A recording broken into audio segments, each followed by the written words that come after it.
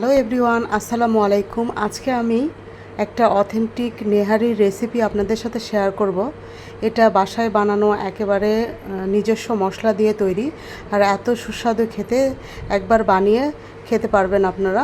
তো আমি এটা গরুর নেহারিগুলো আমি রেখেছিলাম ফ্রিজে, একটু ভালো করে কয়েকবার পরিষ্কার পানি দিয়ে ধুয়ে নিচ্ছিলাম, যেহেতু গরুর নেহারি এখানে চুল টুল থাকতে পারে। তো আমি এগুলো ভালো করে পরিষ্কার করে ধুয়ে নিয়ে তারপর আমি প্রেসারে দিয়ে দিব। আর এটা প্রথমে প্রেসারে না দিলে অনেক সময় ধরে জাল দিতে হয়। তো যেহেতু আমরা গ্যাসে রান্না করি, তো এত সময় পাওয়া যায় না। তো আজকে আমি এটা প্রেসারে রান্না করব, চুলাতে আমি যাইনি। তো আমি সুন্দর করে পরিষ্কার করে এটা ধুয়ে নিয়ে প্রেসারে দিয়ে দিব। আর আমি কিছু মশলা এখানে অ্যাড করব। এটা দুই রকমের প্রসেসিংয়ে আমি এটা রান্না করব। প্রথমে আমি এখানে আদা বাটা, রসুন বাটা আর জিরা বাটা দিয়ে আমি সেদ্ধ দিব। তার সাথে সাথে লবণ দিয়ে দিব, হলুদ দিয়ে দিব, আর গুঁড়া মরিচও দিয়ে দিব। তো আমি সবগুলো উপকরণ পরিমাণ মতো দিয়ে দিচ্ছিলাম, পরে আবার দিব, এই জন্য একটু কম করেই দিয়ে দিচ্ছিলাম। তো এগুলো সুন্দর করে দিয়ে আমি প্রেসারে অনেকগুলো সিটি দিয়ে দেবো, না হলেও 10-15টা সিটি দিয়ে দেব।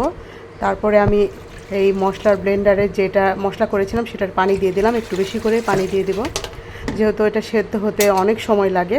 তো এই তো আমার 10-15টা সিটি দেওয়ার পর লুকটা দেখেন, অনেক সুন্দর কালার এসেছে। তো আমি এখানে আবার একটা বড় পাতিল নিয়ে নিয়েছি, যেহেতু আমার অনেকগুলো নেহারি। তো আমি কিছুটা তেল দিয়ে দিলাম, তারপরে এখানে গরম মশলা দিয়ে দেব, কয়েকটা দারচিনি দিয়ে দিলাম, তারপরে এখানে গোলমরিচ, তেজপাতা, গোলমরিচ, তারপরে কাবাব চিনি, সাদা এলাচ এটা দিয়ে দিলাম। তারপরে অনেকগুলো পেঁয়াজ কুচি দিয়ে দিলাম। আমি এখানে এক বাটি পরিমাণ পেঁয়াজ কুচি দিয়ে দিয়েছি, যেহেতু ঘন হতে হবে গ্রেভিটা।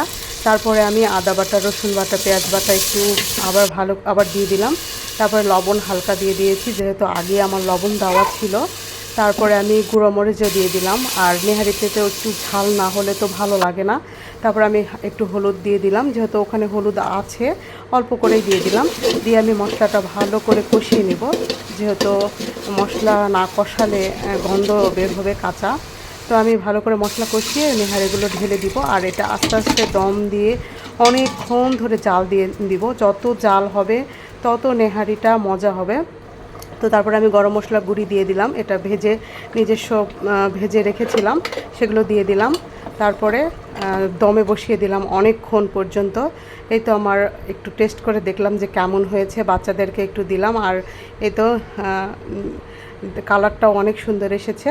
আমার নিহারি প্রায় কমপ্লিট, এখন পরোটা দিয়ে খাওয়ার পালা। তো রাত্রেবেলা আমি এটা খেয়েছিলাম, পরোটা বানিয়ে এই তো নেহারি দিয়ে বাচ্চাদেরকে দিলাম। তো আমার রেসিপিটা ভালো লাগলে লাইক কমেন্ট শেয়ার করে দিবেন, আর আমার পেজটাকে প্লিজ প্লিজ প্লিজ ফলো করে দিবেন।